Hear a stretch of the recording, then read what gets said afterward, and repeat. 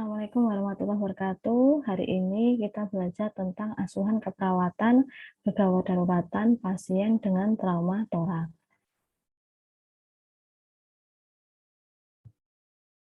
Materi hari ini kita belajar dulu tentang anatomi torak, kemudian apa yang ada di dalamnya dan jika terjadi sesuatu apa akibatnya. Yang kedua adalah bagaimana sih gambaran normal dari torak itu ketika kita lihat dari foto ronsen. Kemudian macam-macam trauma, khususnya adalah trauma torak, meliputi file chest, open pneumotorak, tension pneumotorak, dan hemotorak, dan bagaimana penanganannya. Oke, pengenalan bahwa kita harus tahu bahwa trauma dada itu merupakan 25% penyebab kematian akibat trauma, meskipun yang pertama itu adalah seperti gagal jantung, trauma pada kepala, itu juga bisa menyebabkan kematian, gitu ya. Kemudian 2/3 dari kematian yang terjadi pada korban itu biasanya adalah dalam perjalanan ke rumah sakit. Berarti mayoritas itu kalau seumpamanya tidak terselamatkan di pre-hospital dengan baik, dengan cepat, itu kematiannya itu 2/3 gitu ya, sebelum masuk ke rumah sakit atau intrahospital. Keadaan patologis yang menyebabkan kegawatan pada trauma dada itu karena apa? Karena pasiennya itu mengalami hipoksia, hipovolemia, dan kegagalan miokard. Hipoksia itu karena apa? Karena pada paru-parunya dia tidak bisa melakukan ventilasi, perfusi ke seluruh tubuh sehingga mengalami hipoksia dan terjadi perdarahan yang banyak sehingga menyebabkan hipovolemia sehingga bisa menyebabkan kegagalan pada miokard atau juga bisa multiple fraktur selain dia terjadi kegagalan pada paru-paru, pada pernafasannya, juga dia terkena pada bagian jantungnya sehingga sangat multifaktor penyebab kematian dari pasien tersebut. Oke, kita lihat di sini. Jadi sebelum kita belajar tentang trauma torak, kita perlu tahu bahwa gambaran di sini itu adalah torak. Nah, torak ini tidak kosong, tetapi ada isinya. Meliputi apa? Yang pertama adalah paru-paru. Di sini ya.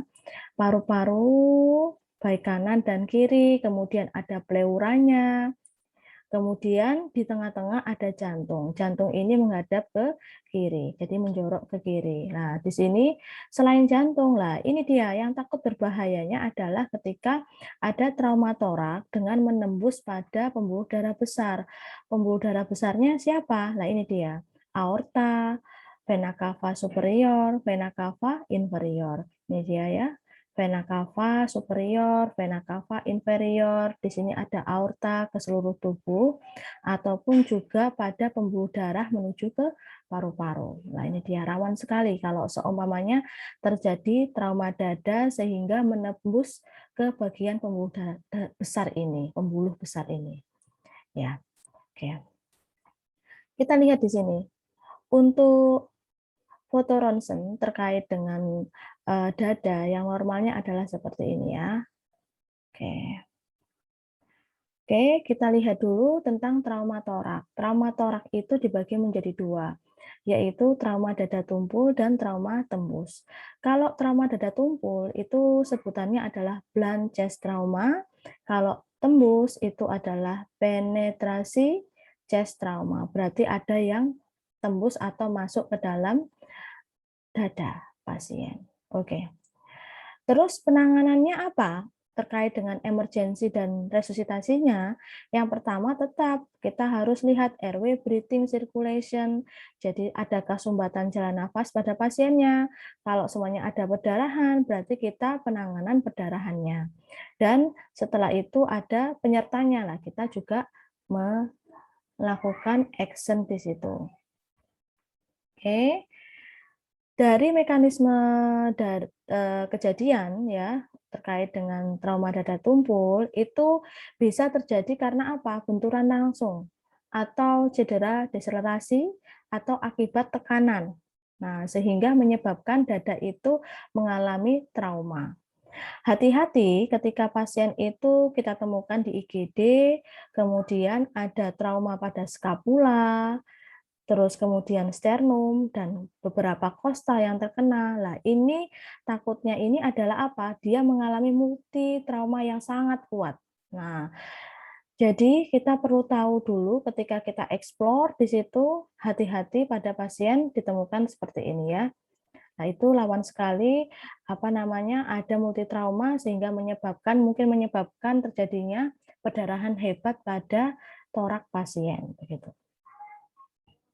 Oke, di sini kalau yang tadi kita belajar tentang blunt trauma, kita belajar tentang trauma tembus. Kelihatan sekali kalau tembus berarti ada sesuatu yang menusuk, misalnya pisau atau samurai atau golok yang masuk ke dalam dada pasien. Nah, ciri-cirinya apa? Nah, ini dia menyebabkan apa juga. Nah, pastinya ada luka pada bagian perifer atau bagian dada pasien. Kemudian disertai dengan hemotorak, disertai dengan pneumotorak. Atau kalau mengenai pada jantung, berarti bisa mengenai pada jantung, cedera jantung, gitu kan. Kemudian mengenai pembuluh darah besar atau bahkan tembus ke belakang, yaitu tembusnya ke esofagus. Nah, itu dia.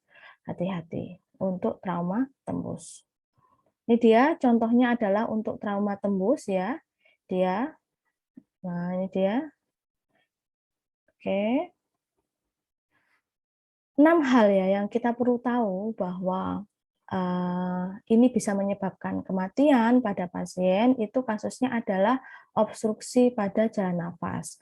Kemudian tension pneumotorak. Kemudian open pneumotorak, massive hemotorak, fly chest, dan cardiac tamponade atau tamponade jantung. Nah, kita belajar dulu tentang fly chest. Fly chest. Apa bedanya dengan fraktur pada iga? Nah, ini dia. Ini sebenarnya sama, tetapi untuk fly chest itu dia lebih banyak yang terjadi frakturnya. Nah, ini dia, kita baca dulu ya. Fraktur lebih dari 3 kosta, berarti 1, 2, 3 atau lebih. Nah, pada 2 tempat atau lebih. Jadi ini 2 tempat, 1, 2, 1, 2, 1, 2, minimal 2. Atau boleh enggak Bu banyak? Lah iya, bisa disebut. Kalau ini remek ya dibagi menjadi 4, ini 5, atau ini dibagi lagi menjadi 3. Nah, itu bisa. Nah, disebut fly chest. Tetapi kita perlu tahu 3 kosta atau lebih pada 2 tempat. Sehingga apa? Sehingga segmen tadi, ini yang tadi ini bebas. Dia bergerak bebas karena tidak ada kaitan pengaitnya. Karena ini lepas ini semua. Nah, bergerak bebas pada siapa? Ya pada dinding dada ini tadi. Gitu. Karena apa? Lepas ini semuanya. Oke, ciri-cirinya apa sih, Bu? Gitu ya. Kita perlu lihat. Ternyata ada juga yang mengalami flail chest itu biasanya mengalami pernafasan paradoksal. Paradoksal. Nah, itu tempat paradoksal dari tempat yang dicurigai pada nafas ketika pasien itu bernafas spontan. Nah, nanti ada gambarnya ya, kita lihat gambarnya bagaimana. Kemudian pada waktu inspirasi ya, segmen pada file chest ini kalau inspirasi kan dadanya mengembang. Nah, pada segmen file chest ini dia tertarik atau turun ke bawah.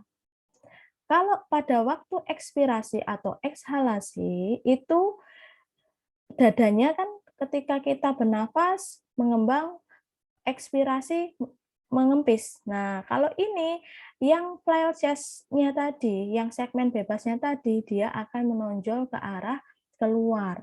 Nah, begitu. Kemudian disertai jaringan parunya ini mengalami memar. Nah, sehingga dapat mengakibatkan apa? Oksigennya itu akan mengalami gangguan. Apa manifestasi klinis dari flail chest itu? Pastinya pasiennya akan mengalami sesak nafas, ya kan? Kemudian nyeri hebat. Kemudian ada paradoksal movement, kemudian ada lebam di sekitar luka tadi, kemudian bengkak, ada tanda-tanda krepitasi, kemudian bisa disertai dengan pneumotorak dan hemotorak maupun kontusio torak, adanya laserasi pada torak. Ya, ini dia ya. Karena apa? Kalau hemotorak, hematotorak itu kemungkinan flail chest-nya atau segmen bebasnya itu menembus atau melukai pembuluh darah sehingga bisa menyebabkan hemotorak. Nah, ini dia ya. Kita lihat di sini. Ketika dia mengembang, yang normalnya adalah dia akan naik. Nah, pada segmen yang mengalami flail chest itu akan turun begitu. Terus kemudian kita compare dengan pada saat ekspirasi. Harusnya adalah turun, ya ini turun, turun, dia segmennya akan meningkat. Nah, ini dia yang perlu kita lihat atau kita inspeksi dada ketika pasien itu mengalami fraktur, khususnya pada fraktur torak. Nah, terus bagaimana Bu diagnostik penunjangnya? Nah, penunjangnya berarti melalui USG bisa, terus ya X-ray bisa, CT scan bisa, kemudian kita bantu dengan BGA untuk mengetahui bagaimana kondisi saturasi oksigennya, kemudian pH-nya, ya PCO2-nya pada pasien tersebut. Nah, ini dia. Contoh kasusnya adalah pada flail chest, kita lihat di sini ketika pasien itu di foto ronsen ya, nih. Nah, ini dia. Kelihatan sekali ini patahannya.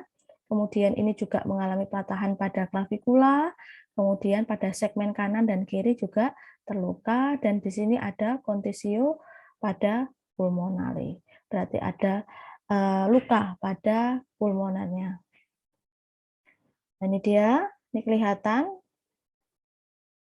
ya, disertai dengan adanya hematotoraknya bagian bawah. Kita lihat di sini untuk kasus dengan flail chest ya, kita lihat gambarannya secara terbagan itu trauma pada torak itu bisa menyebabkan adanya gangguan ya. Jadi patahan tadi itu mengakibatkan terjadinya flail chest. Nah, flail chest ini ketika kita palpasi itu tandanya adalah ada krepitasi, krepek-krepek gitu ya di sini. Nah, terus kemudian ketika kita inspeksi itu ada namanya segmen tadi yang mengambang ketika inspirasi dan ekspirasi. Nah, dari situ selain itu apa? Selain itu bisa menyebabkan gangguan pada pergerakan dinding sehingga pergerakannya akan terlihat asimetris. Nah, kemudian gerakan nafasnya adalah paradoksal. Nah, dari sini juga kalau semuanya sampai menembus pada paru-parunya, mengganggu pada alveolinya, berarti proses perfusinya, difusinya, ya, kemudian ventilasinya itu juga akan menurun. Sehingga apa? Sehingga bisa menyebabkan gangguan pada transport oksigen dan CO2. CO2-nya harusnya dikeluarkan, kemudian O2-nya masuk, ternyata mengakibatkan gangguan. Sehingga apa? Respon dari tubuh berarti kita mengalami kekurangan oksigen sehingga mengalami apa gejalanya sesak nafas. Nah, di sini. Kemudian dari respon dari situ juga akan mempengaruhi pada kerja jantung sehingga kompensasinya adalah takikardi. Nah, kalau seumpamanya oksigennya itu mengalami penurunan itu termanifestasi pada bagian perifernya. Terlihatnya adalah sianosis, gitu ya. Oke, kita lihat sebelah kanan ini, kanannya Bu Nini ini.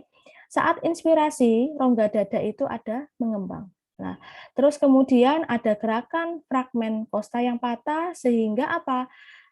Fragmen patah ini kan bergesekan. Kalau pasiennya bernafas itu kan bergesekan. Lah, ini mengakibatkan apa? Simulasi pada saraf. Nah, sehingga apa? Dari sini bisa menimbulkan nyeri dada pada pasien, begitu ya. Oke, jadi masalahnya banyak di sini. Ada nyeri akut, ada sesak nafas, berarti pola nafas tidak efektif. Kemudian kalau sampai mengakibatkan gangguan pertukaran gas, berarti apa? Ya sudah, berarti masalah keperawatannya adalah gangguan pertukaran gas. Kemudian kita lihat kalau seumpamanya ada perdarahan hebat disertai dengan hipovolemi, itu bisa mengakibatkan resiko apa? Penurunan curah jantung, gitu kan? Mengakibatkan gangguan pada jantungnya, misalnya begitu takikardi, terus tensinya kalau mengalami apa namanya terus-menerus seperti itu, resiko bisa mengakibatkan penurunan curah jantung, ya kan? Kemudian bisa mengarah kemana? Ke arah ke shock, itu ya, shock hipovolemik kalau seumpamanya disertai dengan hematotorak yang sangat masif begitu. Oke, setelah kita belajar tentang file chest, kita belajar tentang open pneumotorak. Pneumotorak tapi yang terbuka. Nah, ini maksudnya apa? Nanti kita belajar di sini. Terus istilahnya itu adalah kalau kita melihat pada lukanya, luka pasiennya yang terbuka tadi, itu namanya shocking chest wound. Nah, terbukanya rongga yang memungkinkan udara itu masuk ke dalam rongga pleura. Jadi adanya perlukaan, adanya mungkin karena pasien itu tertembak. Nah, sehingga ada rongga yang masuk di situ. Rongga udara, rongga yang apa namanya terbuka, udara bisa masuk. Penyebab paru kolaps itu mengakibatkan peningkatan tekanan pada rongga pleura. Nah, di sini bisa mengancam nyawa dan dapat memperburuk kondisi pasien. Ciri-cirinya apa? Pastinya sama. Pasiennya mengalami sesak nafas atau dyspnea, kemudian nyeri, kemudian emfisema subkutan, kemudian penurunan suara paru pada sisi yang terkena. Tuh ya. Jadi lebih suaranya apa? Apakah redup, apakah hiperosenan? Nah, kalau semuanya banyak udara di situ adalah hiperresonan, begitu ya. Kemudian adanya gelembung merah saat ekspirasi pada luka, namanya adalah sucking chest wound. Ini dia, kita lihat emfisema subcutis, ini dia. Ini ada rongga udara di sini. Nah, jadi emfisema subcutis itu adalah suatu kondisi terdapat udara bebas pada jaringan subkutan secara patologis. Karena apa? Efek dari tadi terbukanya apa namanya rongga pleura, ya, rongga dada, kemudian akses udara dari luar itu masuk ke dalam. Nah, kemudian itu bisa berefek pada lainnya. Nah, itu dia bisa menimbulkan apa? Emfisema subcutis tadi. Nah, ini dia. Kalau kita lihat secara foto ronsennya. Apa perbedaannya ya, Bu ya, antara open pneumotorak dan tension pneumotorak? Nah, ini dia kita lihat kalau open itu udara itu masuk, tapi juga bisa keluar. Nah, masih bisa keluar. Kemudian kalau tension ini yang berbahaya, dia masuk terus tetapi tidak bisa keluar. Lah ini takutnya adalah tekanannya lebih tinggi. Nah, di sini ini bisa berakibat pada beberapa organ yang terkena. Oke, kita lihat di sini. Nah, trauma dada. Nah, trauma dada itu menyebabkan kebocoran atau penyebabnya karena tusukan. Menyebabkan terjadinya laserasi pada pleura visceralnya. Nah, sehingga apa? Udara itu bisa masuk. Cairan masuk. Maksudnya adalah ketika ada perdarahan itu bisa masuk ke dalam rongga pleura. Sehingga apa?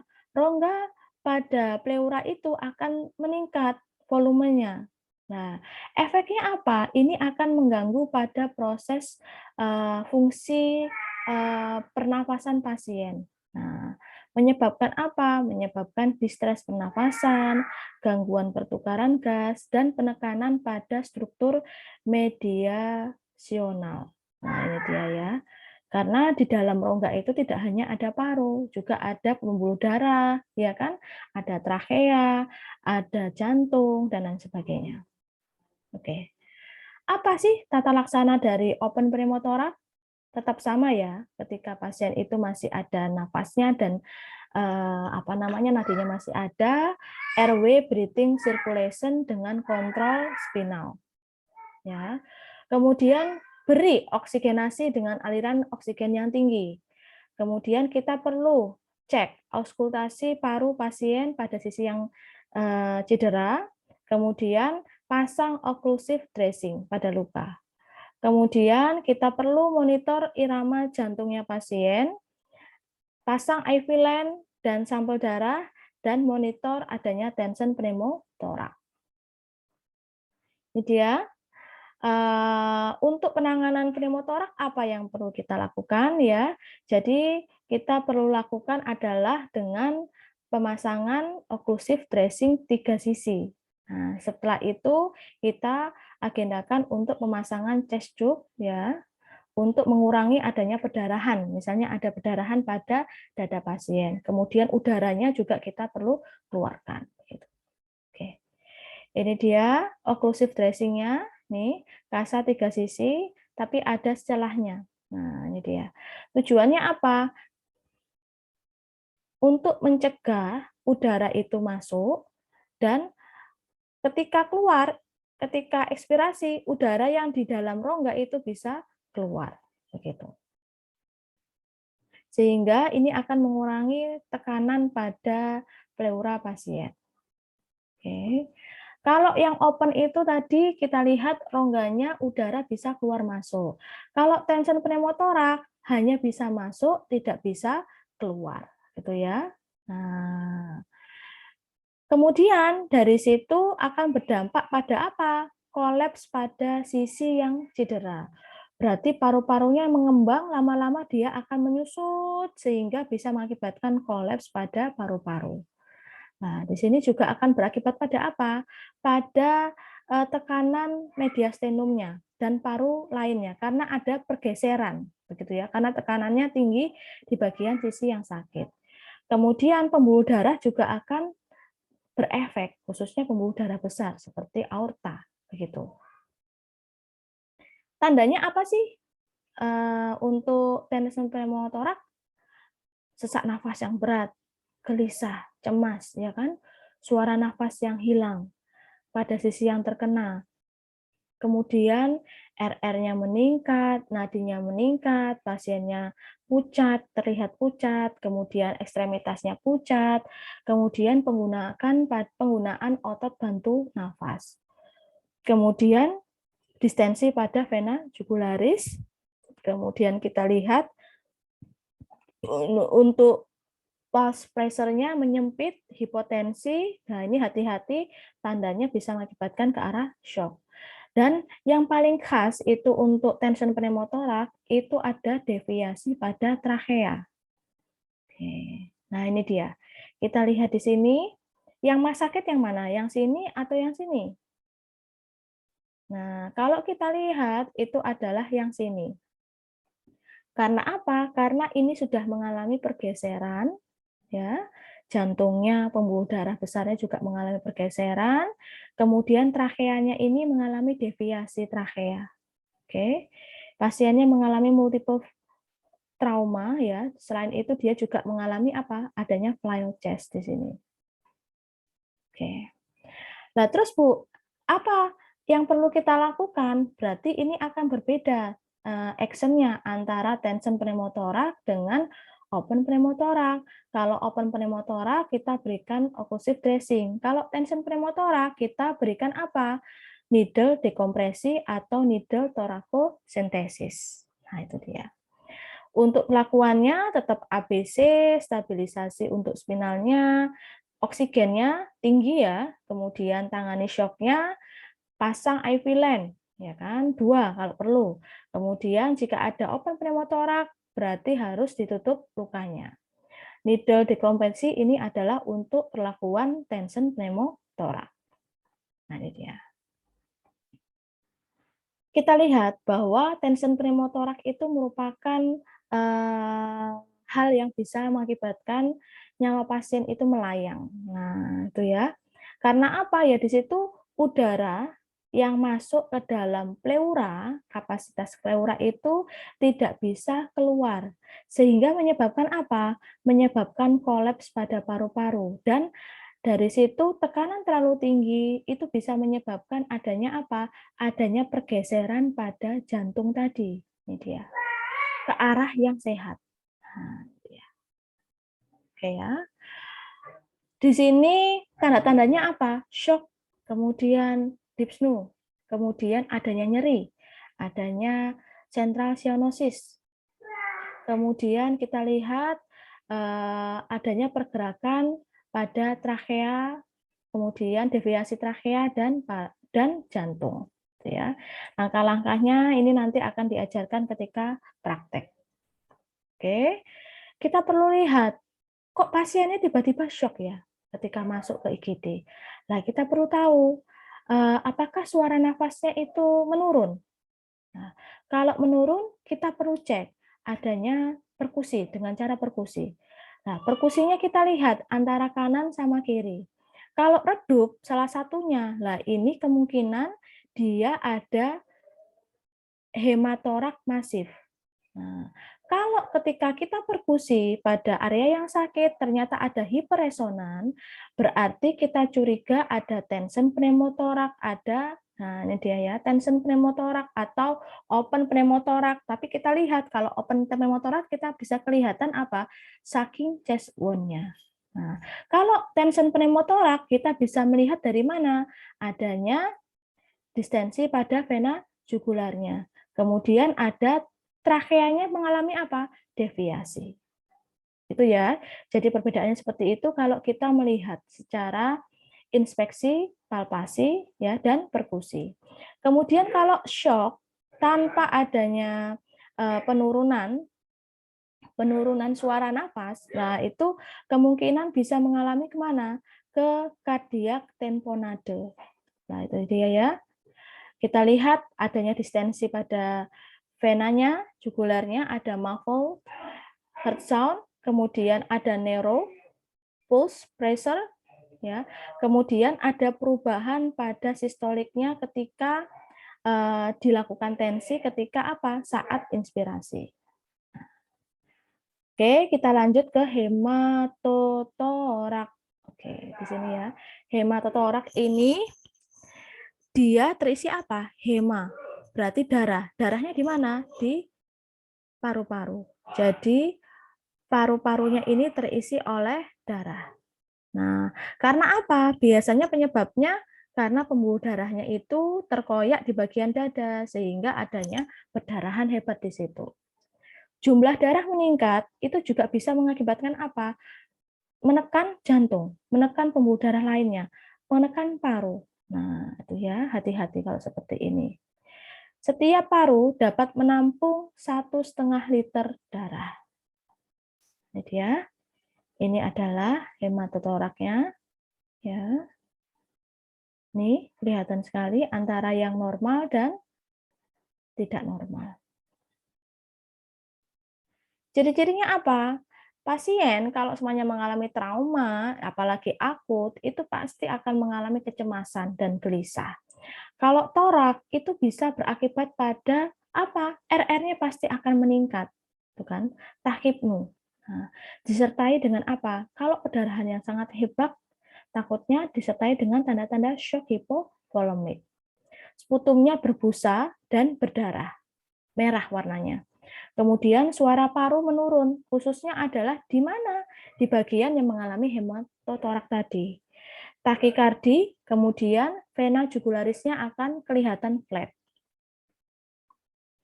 Sama kita perlu ABC untuk stabilisasi spinal, kemudian monitoring irama jantung, pasang infus 2 jalur, penanganan shock perlu ya, kemudian pasang WSD. Ini dia. Ini perlu kita lakukan torakotomi jika apa ya? Pembedahan itu harus segera dilakukan pada perdarahan jika drainnya itu 1000 cc lebih dan terus bertambah lebih dari 100 cc per jam. Nah, itu dia ya, perlu dilakukan torakotomi. Oke, dari sini terima kasih banyak telah menyimak. nanti ada tugas dari Bu Nini untuk dikerjakan pada tiap-tiap mahasiswa. Terima kasih. Assalamualaikum warahmatullahi wabarakatuh.